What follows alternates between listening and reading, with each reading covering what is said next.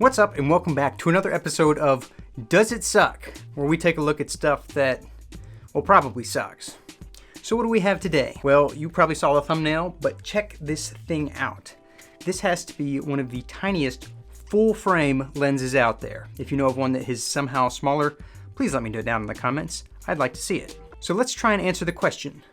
Does it suck? Do you suck? So this lens cap is made by a company called Funleader. I've never heard of them until I saw an ad for this lens on Facebook, and I bought it purely because of the novelty factor. So what exactly is this lens? It is an 18mm f8 lens. It is a fixed focal length, fixed aperture, and fixed focus. That's right, you can't change anything about this lens.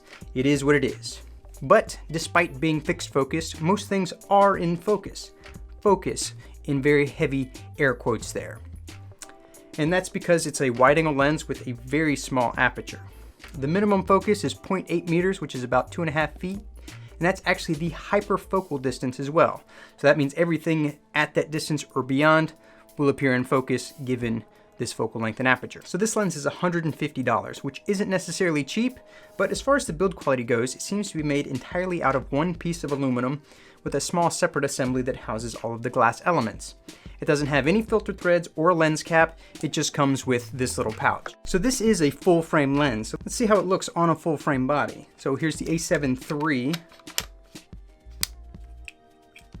and you can see that it is just absolutely tiny. And for reference, I've got a body cap here, and it very much has got the exact same physical profile.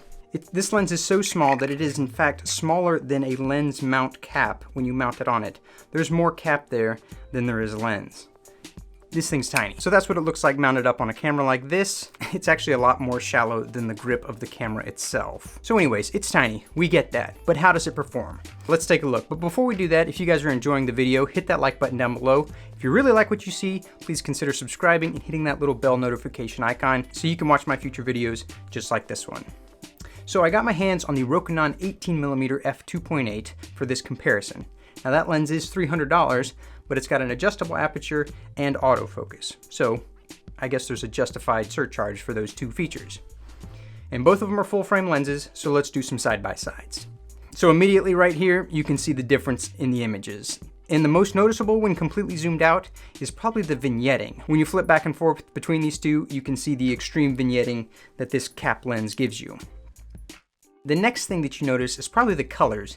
You get a very low contrast, bluish tint to the whole image with the Funleader lens, and we haven't even zoomed in yet. Warning, the following content may contain elements that are not suitable to some audiences. Viewer discretion is advised. Here we go.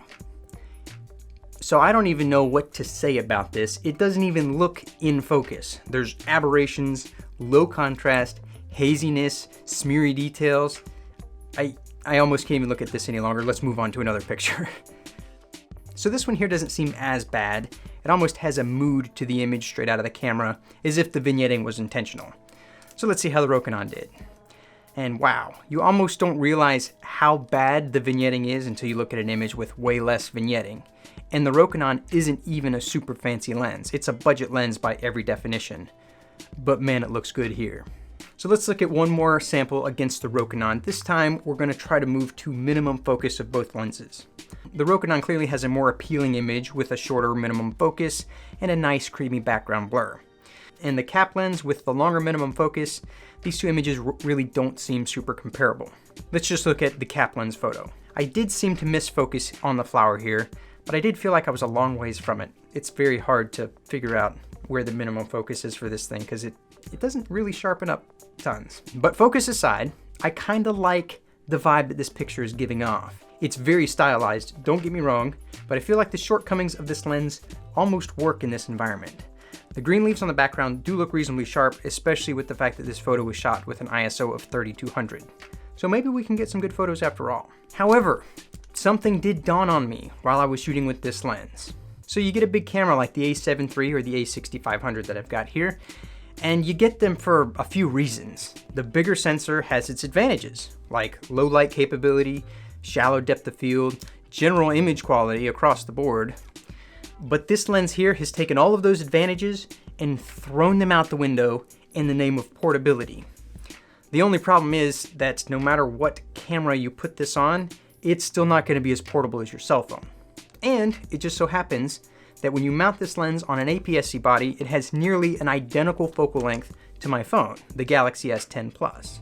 So let's look at some side-by-sides with this lens on the A6500 and see if it can compete with the ultra-portable camera that you're probably watching this video on. So I wanted this to be as comparable as possible. So both of these are raw images, so the phone doesn't have the advantage of the very heavy processing that goes into the JPEG photos that most cell phones take.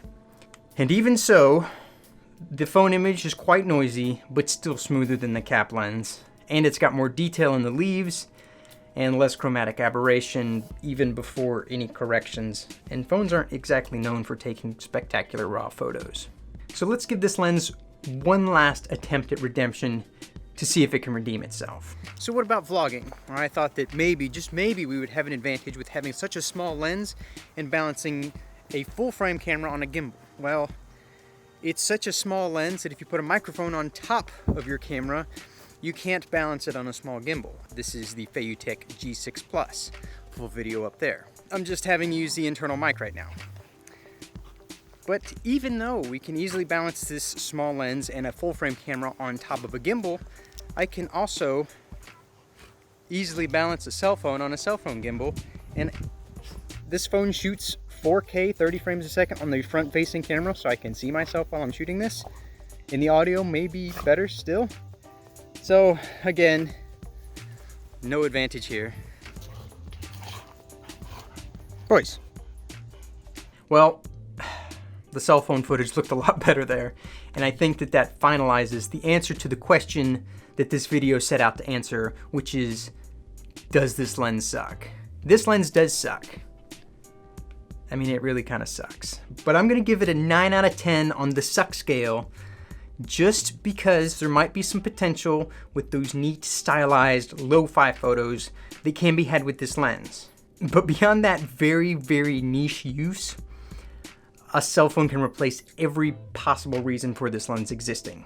I did have high hopes for this lens, and it's just unfortunate.